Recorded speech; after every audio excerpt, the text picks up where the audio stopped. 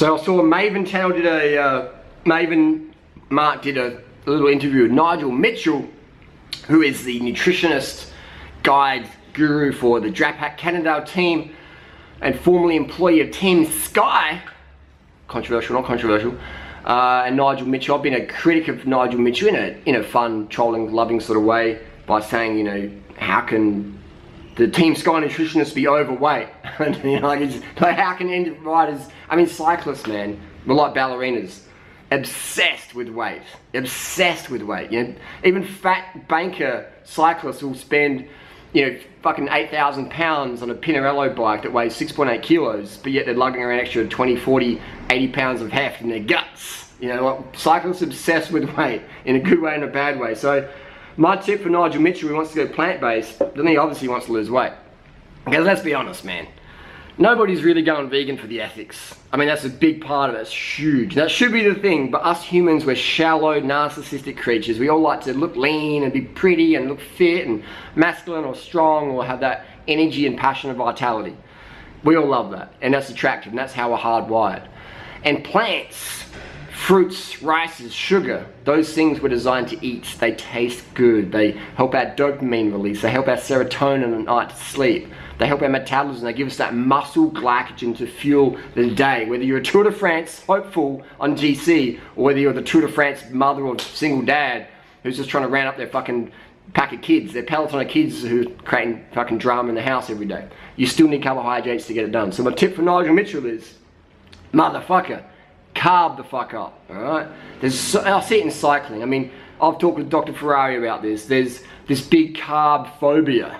Even Dr. Ferrari admits that not enough riders of pro level eat enough carbohydrate for that daily muscle glycogen replenishment. And they focus on protein. It's like, come on man, like, we're taking corticosteroids, you know? I mean, it's pretty obvious that Team Sky had so many dosages of corticosteroids, like they couldn't find out where they went. You know, it's like, come on man, like, everyone knows you ain't gonna win a Tour de France without shooting up corticosteroids. They give you an incredible feeling of well-being. They lean you the fuck out, all right? And they're totally legal if you have a TUE. So there's this whole discussion about nutrition, but there's not much discussion about doping. And if people talk about Team Sky or Lance Armstrong or anything and drugs, it's generally in a negative sense. I say, let's fucking forget all that, alright? This is pro sport. People are paid to fucking win, alright? Your job is to win. If you don't have UCI points, we fuck you off. Look in 2011 with Chris Froome, alright? He was considered his domestic continental support, which means you're the bottle carrier in B races, alright? And then he went to the Velta, ripped shit up. Kobo still dropped him and Wigo on that last climb to the Angliru and another one. Kobo had the 34, 32, span away from him. The Team Sky guys were just grinding and they're spinners, so they lost the race just on gear choice alone. Not pharmaceutical gear choice, but mechanical gear choice. They didn't even have the 34, 32. If Froome and Wiggins had the 34, 32 on that crucial hill stage, they would have smoked Kobo. They would have smoked Kobo. Kobo would have got third or less, and it would have been as Team Sky 1, 200%. Look at the videos, man. Think of the fatigue metabolites would have been produced by having to grind at 420 watts, 430 watts, or whatever, at 60, 50 cadence. And Kobo's, come on, that's just a given. Anyway, I digress. So there's the whole discussion about doping, and it's always in a negative light. Come on, man. Let's be honest, man. Like, you ain't gonna win shit unless you're on the good shit. So let's understand why people take certain drugs. Corticosteroids, what do? Kenacort, all that stuff can help get you lean. I don't need to take that shit because my diet makes me lean. My diet's based on fruit, rice, sugary stuff for the last 16 years, since April 2001. I've done a lot of dietary experiments in that. I've done the high fat, low fat, vegan stuff. None of that shit works. The only thing that works is high carb, low fat, vegan. If your goal is weight loss and high natural drug free energy. Otherwise, you're going to be dependent on stimulants and corticosteroids and all other substances. And I see it in pro cycling, man. There's so many eating disorders, so many guys doing too much drugs. I understand drugs are part of the deal in all sports, running, soccer, but I feel there's an excess use of drugs when we could get the weight down just with dietary choices. Not dieting, but just dietary choices. No whey protein should be on the team bus.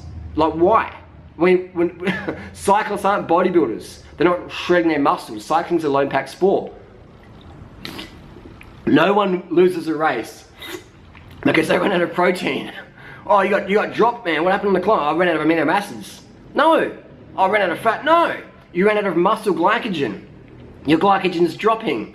No one drops back to the team car for a fucking bit of bacon or coconut oil. Like, no. No one's dropping back for a tablespoon of fucking colostrum or fucking bee pollen or fucking protein shake. No. People dropping back for the car for some bread, some jam sandwiches, panini, whatever. Take the fucking ham out, put in some extra jam. That's the power, man. The sugars. Like, all that ham and shit, that's what fat people eat. And so why are we eating what fat people eat if our goal is to have watts per kilo? It doesn't make any sense at all. Any sense at all. And watts per kilo can be transferred to the bike and can be transferred to daily life. If you want more watts per kilo in your health, in your daily productivity, it makes sense to eat foods that keep you energized, that give you blood sugar, brain glucose, muscle glycogen. Ham doesn't give you muscle glycogen. Coconut oil doesn't give it to you, all right? You don't need these things in your diet. I mean, coconut oil it's not the best thing out there, it's not the worst thing either, but eating dead animals is just pointless. In today's environmental issues, health issues, eating dead animals, we just don't have to go there ever again. There's just no point. You know, we're not Shackleton on that ship. What was that ship called in the Antarctica? Yeah, we're not that. We're never going back there, all right? There's no need to fucking eat penguins, blubber, and seals and fucking human legs. Okay, we don't have to do that. It's 2017, man. We can dial up Domino's Pizza and get vegan pizzas delivered to our door. There's just no reason for that. So Nigel Mitchell, man, I'm not sure how tall Nigel Mitchell is. I'm not sure how tall he is, but I could get that motherfucker lean. I can't say a number because I know his height, but I think he may be around 5'8", 5'7", maybe. Either way, I could get him down to definitely in the 50 to 60 kilos, depending on how tall he is. I could get him shredded, man, lean. And his family and shit would go, man, you're on that Breaking Bad diet of fucking meth. You know, I could get that motherfucker lean as, and no starving. No starving needed. I have all my recommendations in my ebook down below. Drew Ryder's Lean Body Bible and Carb the Fuck Up. All right, watch my videos. It's fruit, rice, sugar, no starving, early nights, drink your water, have fun. You know, if you're going to use stimulants, use them moderately, rarely. And don't use them at night time, unless you're doing some fucking crazy 24-hour race. But even then, I say that people, in cycling, man, I see people like drinking coffee after races. You know, like, what the fuck? They're drinking coffee after training. It's like, your body wants to relax. It doesn't want this inflammatory stuff. It wants to chill. And you're having more stims, which means you need more stims the next day, because you didn't get that full deep rest. Alright, so I see this, like, legal drug abuse and illegal drug abuse just rampant in cycling, dancing, running, fucking just daily society. And it's just this crazy world we live in. So to help, I mean, this is like a deep, not even deep, this is just scratching the surface really, but it's more than just like, you know, balance your calories in and out. This is more like, I like to scratch the surface a bit deeper rather than just talk, you know, surface level bullshit, which is so fake and it's just so common and it's so professional, and I'm far from professional. That's why no team would ever hire me. Someone's like, well, if you're so good, John, why don't the teams hire? No, what the fuck? Can you imagine what the sponsors would say? Like, get that controversial clown out of here. He's too, like, honest, he's too truthful. You know, we can't hide nothing from him because he's just a blabbermouth. I'd rather be a blabbermouth and help people than be politically correct professional who gets paid. I get paid more than him anyway, but who gets paid to just be a muppet, a puppet, you know, a shadow of what your true self is. I like being who I am, and I love helping people get the best results ever. So my tip to Nigel Mitchell is, man, just carb the fuck up, get my ebooks or just watch my fucking videos, and you know, man, you've worked with cyclists, you've seen what goes on behind the scenes, and I'm sure you have, but you understand, you know, what's going on behind the scenes. You understand why people take certain things or do that. But you know, people say Chris Froome does a low carb diet. I'm not sure if that's just bullshit, but if he does do that to lose weight, why the fuck does Chris Froome need to do a crash diet? This is not a question for Nigel, this is a question for anyone out there. Why the fuck does Chris Froome need to do a crash diet? My battery's running out. You know, why does he have to do a crash diet? Why? Why don't I have to do a crash diet? And I'm as lean as Chris Froome. And I can get leaner than him if I train him as much as him. Why don't I have to do a crash diet? It's not genetics, it's dietary choices all year long. Okay? So ask yourself that question. Why would Chris Froome have to do a crash diet to lose weight for the Tour de France when Drew Ryder sits around on his ass 70 hours a week drinking Sprite, eating fruit and rice, doing fuck all training, and lean as any Tour de France winner. How? Why? How does that happen? Okay, you've been lied to with nutrition. The protein, that fat bullshit, it's all bullshit. So battery cut out. Why does Chris Froome need to do it? Why? Because he's taking the wrong advice, man. If I was coaching Chris Froome, man, that motherfucker would get way better results. Way better results. Because if you're eating low carb, you can't fucking train, man. You're losing training. And if you, oh, what the fuck? Like, why take whatever they're taking to do more training at a harder intensity to recover faster if you're eating a diet that makes you recover like shit?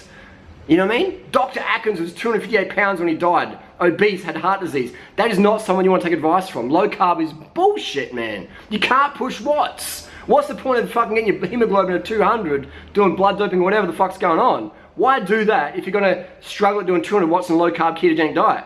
It's bullshit. Someone says, if you eat sugar, you'll get sugar metabolic disorders. Like me. That's what you'll get. This is a sugar metabolic disorder. It's called the durian look. The Durian Rider look. You know what I mean? People are like, Durian, you're wrong, you're wrong. Show me someone on the planet who gets better results for people than I do. Drug-free. And when you can show me that person puts on a free festival and has cyclists come around the world every single year, and every year they come, they get smaller and smaller and smaller, faster and faster and faster. Show me that person, because I'll go to their festival and I'll study and I'll look and I'll observe and I'll pay attention.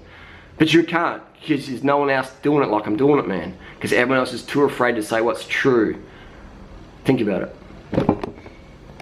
And when I say people are afraid, I'm not saying they're bad people. I'm not saying they're weak. I'm just saying that people care about their reputation or their professionalism or their contract or whatever. I don't give a fuck about that. I make more money than any of these team nutritionists. I got more freedom than anyone. Any of these providers, I got more freedom to say what the fuck I want to say.